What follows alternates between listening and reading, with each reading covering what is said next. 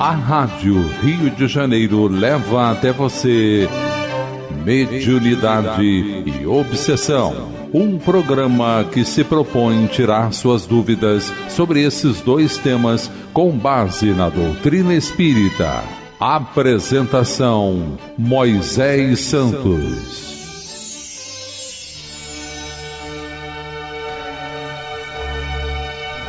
Caríssimos ouvintes da Rádio Rio de Janeiro, eu sou Moisés Santos e este é o programa Mediunidade e Obsessão.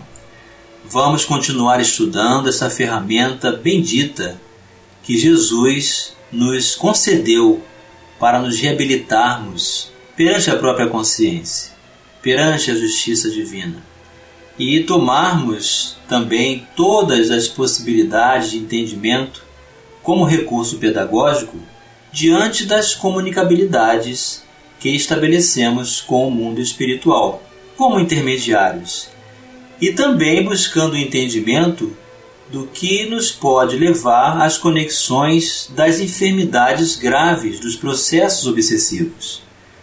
Então, nesta obra que estamos estudando juntos, meu caro ouvinte, Diálogo com as Sombras, do autor Hermínio Corrêa de Miranda, da Federação Espírita Brasileira, nós já estamos na terceira parte desta obra, que trata do campo de trabalho. E hoje vamos iniciar o capítulo 28, sobre as organizações, estrutura, ética, métodos, hierarquia e disciplina. As organizações do mundo espiritual, dos espíritos que permanecem vinculados aos processos de recurso das próprias condições de interesses, do seu egoísmo exacerbado, das ilusões de manutenção e de poder, e encontram quantos receptivos nós mesmos, nas condições ainda de ignorância, nas possibilidades de fugirmos à própria consciência. Nenhum de nós está livre desses processos, meu caro ouvinte. É necessária a permanência dos nossos corações, do nosso entendimento no Evangelho de Jesus, ocupando-nos com o bem para que possamos receber a assistência dos bons espíritos. E o autor inicia o capítulo dizendo: muito temos falado aqui sobre as organizações do submundo da dor e do desespero. Tentemos estudá-las mais de perto. Então, o autor está nos convidando a conhecer as organizações do mundo espiritual. É claro que jamais nos trouxeram nossos irmãos desarvorados os esquemas e os organogramas de suas instituições, mas de tanto ouvi-los falar delas, creio possível montar, com as inúmeras peças do gigantesco puzzle. Puzzle significa quebra-cabeças, um quadro inteligível desse tenebroso painel de desespero e aflição. Então, eis aí a ciência espírita, que a partir da observação, da comunicação dos espíritos, que nos trazem seus relatos, da sua experiência, da sua visão, daquilo que eles enxergam, como convivem, como eles tratam a si mesmos diante das suas próprias necessidades. O que tem por organização no mundo espiritual são relatos que podem ser acrescidos, peça por peça, até chegarmos então nessas concepções. Mas sempre buscando, não é, meu caro ouvinte, as relações das bases kardecianas que vão nos sustentar para esse entendimento. Em primeiro lugar, é preciso não cometer o trágico engano de subestimá-las. Então jamais podemos nos colocar como superiores ou denegrir as suas forças. Elas são realmente temíveis. Foram concebidas e são operadas por inteligências privilegiadas, espíritos longamente experimentados no mal, no exercício do poder, nos membros dos sofismas, o que significa nas articulações e nas possibilidades de enganar usando os argumentos. Isto não significa que no desempenho de tarefas redentoras do bem, nos deixemos dominar pelo pavor, no trato com seus representantes, pois é exatamente isso que desejam e a que se acostumaram. Dominam pelo terror que inspiram em toda parte, e se cairmos nessa faixa, estaremos correndo riscos imprevisíveis. O problema de lidar com elas é, pois, extremamente complexo. E nunca é demais repetir: não o faça quem não esteja suficientemente apoiado por espíritos esclarecidos, devotados ao bem e experimentados nesses trabalhos. Se o grupo conta com a colaboração de companheiros experientes, eles saberão dosar o trabalho, segundo seus próprios recursos e possibilidades. E as tarefas de maior responsabilidade vão sendo trazidas à medida que conseguimos passar pelas preliminares, de menor envergadura. As equipes orientadas por esses dedicados trabalhadores anônimos do mundo superior manter-se-ão equilibradas, sempre que se portarem com prudência e sabedoria.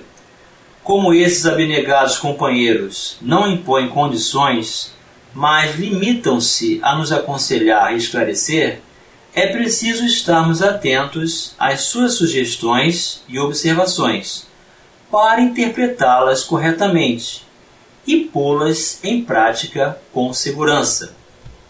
Então, meu caro ouvinte, o que o autor está dizendo aqui? Está nos convidando a nos apropriarmos de uma tarefa no caso de termos confiança plena em Jesus, em seus mensageiros, nos trabalhadores do bem, numa equipe que se dispõe a estudar, manter-se coesa e se permitir a oportunidade de trabalho que os espíritos superiores têm desses companheiros das organizações trevosas. Mas quem são esses espíritos? O que o Evangelho segundo o Espiritismo pode nos ensinar acerca desses espíritos? Vamos esclarecer este conceito. Esclarecendo conceitos. Do Evangelho segundo o Espiritismo, em seu capítulo 21, haverá falsos cristos e falsos profetas, o item 10. Os falsos profetas da erraticidade. A erraticidade, meu caro ouvinte, o mundo espiritual. Os falsos profetas não se encontram unicamente entre os encarnados. Há-os também, e em muito maior número, entre os espíritos orgulhosos que, aparentando amor e caridade, semeiam a desunião e retardam a obra de emancipação da humanidade, lançando-lhe de través seus sistemas absurdos, depois de terem feito que seus médiuns os aceitem. E para melhor fascinarem aqueles a quem desejam iludir, para darem mais peso às suas teorias, se apropriam sem escrúpulo de nomes que só com muito respeito os homens pronunciam. São eles que espalham o fermento dos antagonismos entre os grupos, que os impelem a isolarem-se uns dos outros e a olharem-se com prevenção. Isso por si só bastaria para os desmascarar, pois, procedendo assim, são os primeiros a dar o mais formal desmentido às suas pretensões. Cegos, portanto, são os homens que deixam cair em tão grosseiro embuste. Há, porém, muitos outros meios de serem reconhecidos.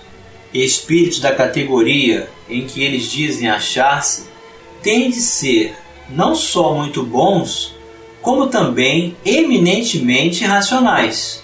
Pois bem, passai-lhes os sistemas pelo crivo da razão e do bom senso, e vede o que restará. Convinde, pois, comigo, em que todas as vezes que um espírito indica como remédio aos males da humanidade, ou como meio de conseguir-se sua transformação, coisas utópicas, ou seja, ilusões, e impraticáveis, medidas pueris e ridículas, quando formulam um sistema que as mais rudimentares noções da ciência contradizem, não pode ser senão um espírito ignorante ou mentiroso. Por outro lado, crede que, se nem sempre os indivíduos apreciam a verdade, esta é apreciada sempre pelo bom senso das massas, constituindo isso mais um critério. Se dois princípios se contradizem, achareis a medida do valor intrínseco de ambos, verificando qual dos dois encontra mais ecos e simpatias. Fora com efeito ilógico admitir-se que uma doutrina cujo número de adeptos diminua progressivamente seja mais verdadeira do que outra que veja o dos seus em contínuo aumento. Querendo que a verdade chegue a todos, Deus não a confia num círculo acanhado. Fala surgir em diferentes pontos, a fim de que por toda parte a luz esteja ao lado das trevas. Repeli sem condescendência todos esses espíritos, que se apresentam como conselheiros exclusivos, pregando a separação e o insulamento. São quase sempre espíritos vaidosos e medíocres, que procuram impor-se a homens fracos e crédulos, prodigalizando-lhes exagerados louvores, a fim de os fascinar e de tê-los dominados. São geralmente espíritos sequiosos de poder, e que déspotas públicos ou nos lares, quando vivos, ainda querem vítimas para tiranizar depois de terem morrido. Em geral, desconfiai das comunicações que trazem um caráter de misticismo e de singularidade, ou que prescrevem cerimônias e atos extravagantes. Há sempre nesses casos motivo legítimo de suspeição. A mensagem vai continuar, mas daqui nós já podemos tirar grandes proveitos, principalmente essa ideia de misticismo, que significa na crença cega, nas possibilidades facilitadoras de aquisição sem muito esforço, e também quando há prescrição de cerimônias, o que significa agir de forma exterior, atos extravagantes, e ainda mais quando dizem não digam isso a ninguém, porque representam algo inovador. De tudo isso temos que desconfiar, pois esses irmãos necessitados de luz querem se miscuir no meio das reuniões e dominarem para manter as suas necessidades atendidas, porque ainda se sentem como encarnados e vivem iludidos no mundo espiritual. Vamos continuar estudando sobre as organizações do mundo espiritual e os espíritos que lá se encontram, suas características, já no próximo bloco. A Rádio Rio de Janeiro está apresentando Mediunidade e Obsessão. Participe do programa Mediunidade e Obsessão enviando sua sugestão ou pergunta para o e-mail meo@radioriodejaneiro.am.br ou pelo WhatsApp 984867633 aos cuidados de Moisés Santos. A Rádio Rio de Janeiro está apresentando Mediunidade e Obsessão. Apresentação: Moisés Santos. Caríssimos ouvintes da Rádio Rio de Janeiro, voltamos agora para o segundo bloco do nosso programa de hoje, em que estamos estudando o capítulo 28, As Organizações do Mundo Espiritual, ou da Erradicidade, nesta obra que é um clássico do Espiritismo, Diálogo com as Sombras, que você acompanha conosco e já sabe que o autor é Hermínio Corrêa de Miranda, editora da Federação Espírita Brasileira. Nós estávamos discutindo sobre o apoio básico que o Espiritismo vem nos dar acerca dessas organizações e também de seus habitantes e suas características aqui no Evangelho segundo o Espiritismo. Em seu capítulo 21, sob o título Haverá falsos cristos e falsos profetas, estávamos enunciando o item 10, onde a comunicação continua dizendo: estais certos, igualmente, de que quando uma verdade tem de ser revelada aos homens, é, por assim dizer, comunicada instantaneamente a todos os grupos sérios, que dispõem de médios também sérios, e não a tais ou quais com a exclusão dos outros. Então, nunca uma mensagem superior vai surgir exclusivamente em um único núcleo religioso. Ela vai se dissipar em diversos núcleos, onde houver um trabalho sério, onde houver justiça, amor e caridade com Jesus, aí estarão os recursos do bem para se aprimorarem em favor da renovação de cada um de nós e também da sociedade. Nenhum médium é perfeito se está obsidiado. E há manifesta obsessão quando um médium só é apto a receber comunicações de determinado espírito, por mais alto que este procure colocar-se. Consequentemente, todo médium e todo grupo que considerem privilégio seu receber as comunicações que obtém e que, por outro lado, se submetem a práticas que tendem para a superstição, indubitavelmente se acham presas de uma obsessão bem caracterizada, sobretudo quando o espírito dominador se pavoneia, ou seja, se promove, com um nome que todos, encarnados e desencarnados, devem honrar e respeitar, e não permitir seja declinado a todo propósito.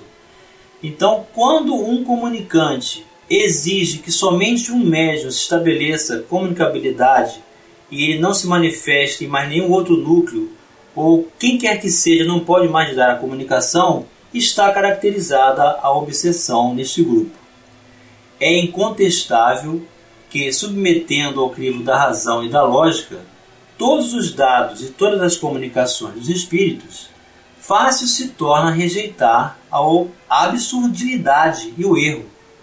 Pode um médium ser fascinado e iludido em grupo, mas a verificação severa que procedam os outros grupos, a ciência adquirida, a alta autoridade moral dos diretores de grupos, as comunicações que os principais médiuns recebam, com um cunho de lógica e de autenticidade dos melhores espíritos, justiçarão rapidamente esses ditados mentirosos e astuciosos, emanados de uma turba de espíritos mistificadores ou maus.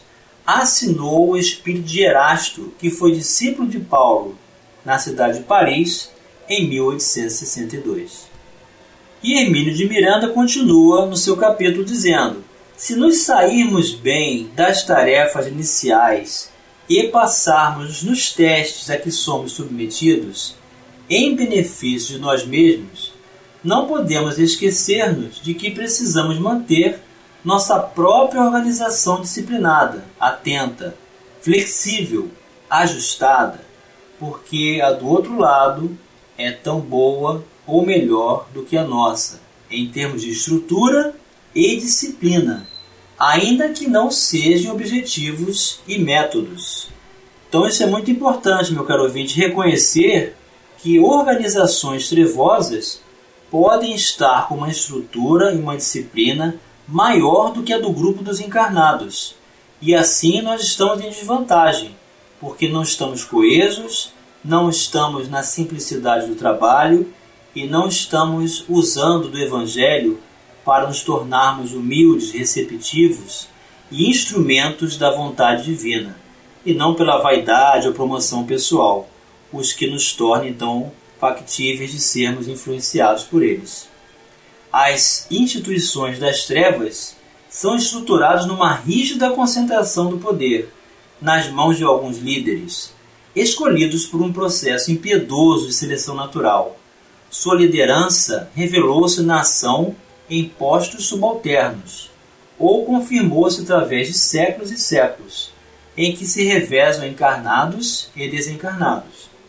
Muitos deles como signatários de pactos de vida e morte. Sustentam-se aqui e lá, onde estiverem, sejam quais forem as condições, num princípio que tem muito mais de autodefesa do que de fidelidade. São fiéis uns aos outros, não porque se estimem, mas porque precisam uns dos outros para manter-se no poder. Quando se reencarnam, trazem programas muito bem elaborados, e o compromisso de apoio e solidariedade irrestritos da parte dos que ficam no mundo espiritual. Assim se explicam os êxitos em termos humanos que obtêm enquanto por aqui se encontram, e é provisória, mas segura impunidade em que continuam a viver, quando retornam aos seus domínios, após a desencarnação, por maiores que sejam as atrocidades que cometem como homens. Esta perspectiva aqui, meu caro ouvinte, vem nos corroborar, vem confirmar de que certas atitudes contra os criminosos na Terra, se não pela educação de espírito, se não pela oportunidade de trabalho e ressignificação de valores, por exemplo, a pena de morte, não tem a menor efetivação, não tem a menor eficiência, porque uma vez eliminada a vida de um criminoso, aumenta-se o contingente no mundo espiritual, e esses espíritos permanecem solidários não porque nutrem estima entre si, mas porque um depende do outro e vão tirando proveito do mal e da obstinação, da condição do imediatismo do homem em querer resolver o problema na Terra enquanto o problema espiritual não está resolvido. Então é preciso nos enxergarmos como espíritos e entender que a educação de espírito é o melhor recurso para superarmos as misérias morais, os vícios, as ilusões e os graves equívocos das imperfeições humanas diante da própria consciência. E chegou o momento, meu caro ouvinte, de você receber a mensagem ao seu coração. Mensagem ao coração. Do livro Palavras de Vida Eterna, pelo autor Espírito Emmanuel, psicografia de Francisco Cândido Xavier, o capítulo 31, Combatendo a Sombra. E não vos conformeis com este mundo, mas transformai-vos. Paulo, carta aos Romanos, capítulo 12, versículo 2. E vem o comentário do autor espiritual. O aviso evangélico é demasiado eloquente. Todavia é imperioso observar-lhe a expressão profunda. O apóstolo, divinamente inspirado, adverte-nos de que, em verdade, não nos será possível a tácita conformação com os enganos do mundo, tanta vez abraçados espontaneamente pela maioria dos homens. No entanto, não nos induz a qualquer atitude de violência. Não nos pede rebelião e gritaria. Não nos aconselha azedume e discussão. A palavra da Boa Nova solicita-nos simplesmente a nossa transformação. Não nos cabe, a pretexto de seguir o Mestre, sair de azorrague em punho, golpeando aqui e ali, na pretensão de estender-lhe a influência. É imprescindível adotar a conduta dele próprio, que, em nos conhecendo as viciações e fraquezas, suportou-nos a rijeza de coração, orientando-nos para o bem, cada dia, com o esforço paciente da caridade, que tudo compreende para ajudar. Não movimentes desse modo o impulso da força, constrangendo os semelhantes a determinadas regras de conduta, diante da ilusão em que se comprazem. Renovemo-nos para o melhor. Eleva o padrão vibratório das emoções e dos pensamentos. Cresce para a vida superior e revela-te em silêncio, na altura de teus propósitos, convertendo-te em auxiliar precioso da divina iluminação do Espírito, na convicção de que a sementeira do exemplo é a mais duradoura plantação no solo da alma. Não te resignes aos hábitos da treva, mas clareia-te por dentro, purificando-te sempre mais, a fim de que a tua presença irradie, em favor do próximo, a mensagem persuasiva do amor, para que se estabeleça entre os homens o domínio da eterna luz. escreveu o autor espiritual Emmanuel para os nossos corações, meu caro ouvinte, convidando-nos mais uma vez ao esforço, à consciência a ser despertada, à busca da verdade e o seu exercício pleno em cada um dos nossos gestos, pensamentos e palavras, na transformação individual.